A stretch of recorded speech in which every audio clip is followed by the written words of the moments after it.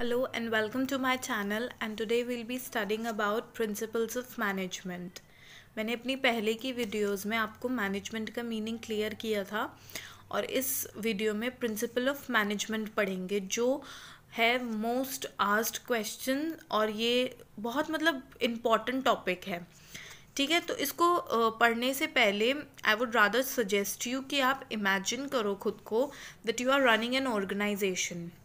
या तो आप ये इमेजिन कर लो या इमेजिन कर लो कि आप एक मैनेजर हो या फिर आप एक एम्प्लॉय हो, और फिर जो आपने इमेजिन किया है आप उसके तरीके से सोचना। जो भी हम आगे पढ़ेंगे तो ये आपको एक बहुत अच्छी बेटर अंडरस्टैंडिंग देगा। So let's begin. Principal of management क्या होता है, पहले हम ये समझेंगे कि प्रिंसिपल्स ऑफ मैनेजमेंट एक्चुअली में क्या होते हैं। तो principle of management are the guiding rules of laws for managerial action. वो गाइडिंग रूल्स होते हैं। क्या होते हैं वो रूल्स? एक तरीके के रूल्स होते हैं जिससे कि हम जिस पे हमारा मैनेजरल जो भी हमारी मैनेजमेंट है वो रन करती है, वो इन प्रिंसिपल्स पे रन करती है, इन रूल्स पे रन करती है। इसके बिना आई थिंक मैनेजमेंट बहुत हद तक अधूरा है और वो जो भी सेट उनके गोल्स होंगे ना वो अचीव नहीं होंगे, और अगर हो भी गए अचीव तो वो प्रॉपरली अचीव नहीं होंगे। उनका जो एकदम कहते हैं ना इफेक्टिवली अचीव, बिल्कुल फाइन अचीवमेंट नहीं हो पाएगी। तो पहला प्रिंसिपल होता है प्रिंसिपल ऑफ प्लानिंग। ये प्रिंसिपल ऑफ प्लानिंग और प्रिंसिपल ऑफ लीडरशिप ये दो मेन जो हैं प्रिंसिपल्स हैं। सो प्रिंसिपल ऑफ प्लानिंग के बारे में we'll study first. Good planning is the prerequisite of good management. जो प्लानिंग होती है वो prerequisite, this two words means, इनका मतलब होता है कि एक के बिना दूसरा अधूरा। Just imagine you have a car and there are no tyres in it. कितना आपको ख़राब लगेगा ना कि एक कार भी है पर टायर नहीं है, टायर की वजह से वो चल नहीं पा रही है। ठीक है, तो इट्स यूजलेस। वैसे ही प्लानिंग करना मैनेजमेंट के बिना यूजलेस है। जब मैनेजमेंट ही नहीं है तो प्लानिंग करके क्या फ़ायदा। और मैनेजमेंट प्लानिंग के बिना अधूरा है। अगर मैनेजमेंट है और आपने प्लानिंग नहीं करी, किसी भी चीज़ को लेके अपने गोल्स को प्रिपेयर नहीं किया, तो वो भी अधूरा है। तो planning and management both are interlinked और ये दोनों एक दूसरे के लिए एक प्री रिक्विजिट है, एक इम्पॉर्टेंट एलिमेंट है। दोनों एक दूसरे के बिना बिल्कुल अधूरे हैं। Then plans determine as to what, when, how and by whom the work is to be done। जो प्लान्स होते हैं वो ये डिटरमिन करते हैं कि काम कौन करेगा, कैसे करेगा, कब करेगा, कितने टाइम में करेगा। तो ये सब चीज़ें जो होती हैं वो प्लानिंग के थ्रू क्लियर होती हैं। तो प्लान्स इन चीज़ों को डिटरमिन करते हैं और इसीलिए प्रिंसिपल ऑफ प्लानिंग बोला गया है, जिस पे मैनेजमेंट रन करता है। मैनेजमेंट तभी इफेक्टिव होगा जब ये सारे प्रिंसिपल्स अच्छे होंगे। तो प्रिंसिपल कौन सा है? प्लानिंग का है। तो प्लानिंग अच्छी तो मैनेजमेंट अच्छा। Then planning gives one point of objective which can be converted into n number of points of success. Imagine आपने एक टूर कोई प्लान किया है अपनी फैमिली के साथ, आप उस टूर पे जा रहे हो, तो आप सिर्फ एन्जॉयमेंट के लिए नहीं जाते हो। जाते हो एन्जॉयमेंट के लिए, एक पॉइंट मिल जाता है आपको कि विल एन्जॉय, बट साथ ही साथ आप कितनी सारी चीज़ें फुलफ़िल करते हो वो आपको खुद को रियलाइज़ नहीं होता। जहाँ आप जाते हो आप उसके बारे में नॉलेज गेन करके आते हो। आपको लाइक फॉर एग्जांपल अगर आप इंडिया का ही कोई प्लेस पे टूर कर रहे हो तो आपको अपने ही बर्थ प्लेस के बारे में वो पता चलता है कि आप जिस जन्मभूमि पे आपने जन्म लिया है उसके बारे में क्या है क्या नहीं है, what we must be proud of our country. और एक फैमिली के साथ स्पेशल क्वालिटी टाइम भी मिल जाता है, आपको रिलैक्सेशन मिल जाती है। तो एक पॉइंट के कारण कि विल एन्जॉय के चक्कर में कितनी सारी चीज़ें फुलफिल हो जाती है। Similarly in an organisation planning जो होती है वो एक पॉइंट देती है कि हमको ये करना है, लेकिन साइड बाय साइड बहुत सारी चीज़ें उसमें चलती रहती हैं।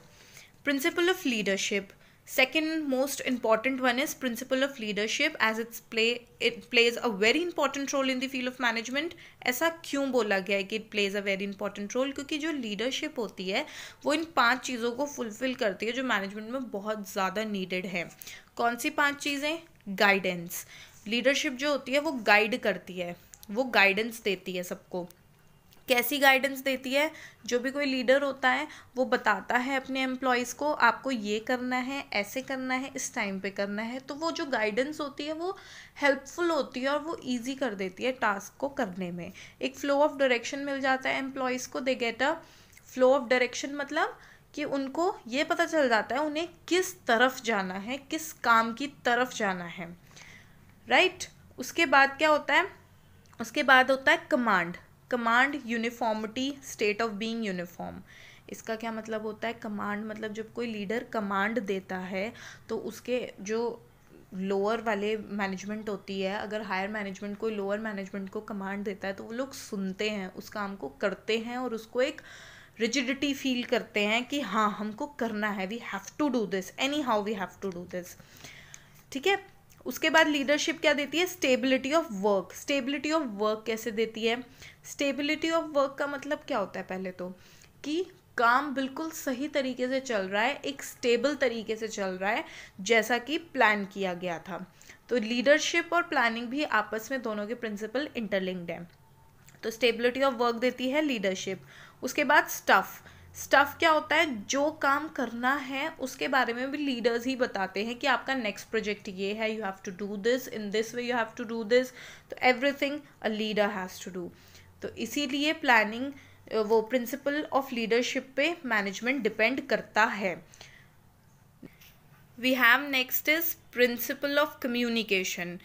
दो साइडेड कम्युनिकेशन होना बहुत ज़रूरी है। अगर कोई अपर लेवल मैनेजमेंट ने कोई बात किसी लोअर लेवल मैनेजमेंट को बोल दी और उसने नहीं की तो उसका क्या फ़ायदा हुआ? तो टू साइडेड कम्युनिकेशन, एक फॉर्मल कम्युनिकेशन होना बहुत ज़्यादा ज़रूरी बन जाता है मैनेजमेंट में, और इसीलिए communication is counted as a principle of management. और ये कम्युनिकेशन खाली कम्युनिकेशन नहीं होना चाहिए, दोनों में अंडरस्टैंडिंग होनी चाहिए। What is said by the first person is definitely understood by the second person. तो ये होता है principle of communication. Then principle of unity of command और principle of span of control, ये दोनों थोड़े से आपस में इंटरलिंक्ड हैं। कैसे? क्योंकि क्या होता है, यूनिटी ऑफ कमांड में एक सुपीरियर बहुत सारे जनों को कमांड देता है, ठीक है, लेकिन जो कमांड लेते हैं वो तो एक ही सुपीरियर से ले रहे हैं ना। जैसे कि फॉर एग्जांपल अगर मैं मैनेजर हूँ और मेरे ऊपर कोई मेरा सीईओ मेरे को कमांड दे रहा है, तो मेरा सीईओ कमांड देगा तो मेरे को उसी को सुनना है, उसी को रिपोर्ट करना है और वही मेरे को अथॉरिटी दे सकता है। लेकिन अगर मेरे को सीईओ कुछ बोले, मेरे को बोर्ड ऑफ डायरेक्टर्स कुछ बोले, मेरे को ओनर कुछ बोले, तो फिर मैं कंफ्यूज हो जाऊंगी कि what I have to actually do. तो इसीलिए एक सुपीरियर से ही कमांड मिलेगा एक इंसान को, दिस इज फॉर श्योर। लेकिन एक जो सुपीरियर जो कमांड देता है वो कई सारे जनों को दे सकता है, वो हो जाती है हमारी स्पैन ऑफ कंट्रोल। एक जने को एक सुपीरियर से कमांड मिले is the unity of command, and span of control is कि एक लाइक मैनेजर 3 to 6 पीपल को कमांड आराम से दे सकता है। वो ये समझा सकता है that you have to do this, you have to do this and you have to do that, ऐसे करके वो तीनों को अलग अलग चीज़ें समझा सकता है, क्योंकि everybody needs supervision in an organisation. So under manager direct control by the head. जो मैनेजर होता है वो डायरेक्टली कंट्रोल कर सकता है 3 से 6 जन को, लेकिन वो 3 से 6 जन ये नहीं मैनेजर से भी कंट्रोल होएं, सीईओ से भी कंट्रोल होएं, ऊपर बोर्ड ऑफ डायरेक्टर्स से भी कंट्रोल होएं, तो फिर वो लोग तो कंफ्यूज हो जाएंगे। तो ये चीज़ें, ये दोनों थोड़े थोड़े से आपस में लिंक्ड हैं, बट इनका मीनिंग डिफरेंट है। फ्रॉम वन सुपीरियर, एक सुपीरियर से कमांड मिलना यूनिटी ऑफ कमांड होता है, और एक जो सुपीरियर है वो 3, 4, 6 जनों को आराम से कंट्रोल कर सकता है, वो स्पैन ऑफ कंट्रोल है। Then comes principle of clarity. ये वाला जो प्रिंसिपल है that is linking with principle of communication, क्योंकि जब कम्युनिकेशन अच्छा होगा, क्लियर होगा, अंडरस्टैंडिंग होगी तो कोई कन्फ्यूजन नहीं होगा। तो प्रिंसिपल ऑफ क्लैरिटी जनरेट होता है प्रिंसिपल ऑफ कम्युनिकेशन के साथ साथ। Principles make thinking even better and this leads to stability. As I explained you, what does stability means? कि हर चीज़ सीधे जो भी काम हमने सोचा है बिल्कुल बैलेंस के साथ चल रहा है. That is what stability means. Then comes principle of motivation. Definitely motivation is required in every field. और ये तो नॉर्मल सी घर की भी बात है. अगर योर मदर कुक्स तो वो भी चाहती हैं कि उनको अप्रिसिएट किया जाए, अप्रिसिएशन मिले. That's why motivation is very much required for boosting up.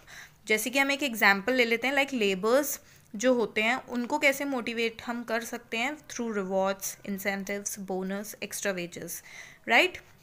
इससे होता क्या है? एंड रिजल्ट क्या मिलेगा हमको? कि we can get more work. वो थोड़े लॉयल हो जाएंगे, सॉफ्ट हार्टन हो जाएंगे हमारी तरफ और हम उनके गुड बुक्स में आ जाएंगे, तो वो हमारा इजीली काम भी कर सकते हैं इन फ्यूचर. देन क्योंकि फिर स्ट्राइक वगैरह पे बहुत जल्दी लेबर्स जैसे बैठ जाते हैं अगर उनकी रिक्वायरमेंट्स पूरी नहीं होती. बट अगर हम उन्हें समझाएं कि आज नहीं कल को हम तुम्हारी रिक्वायरमेंट ज़रूर पूरी करेंगे, तो definitely they will understand if we keep on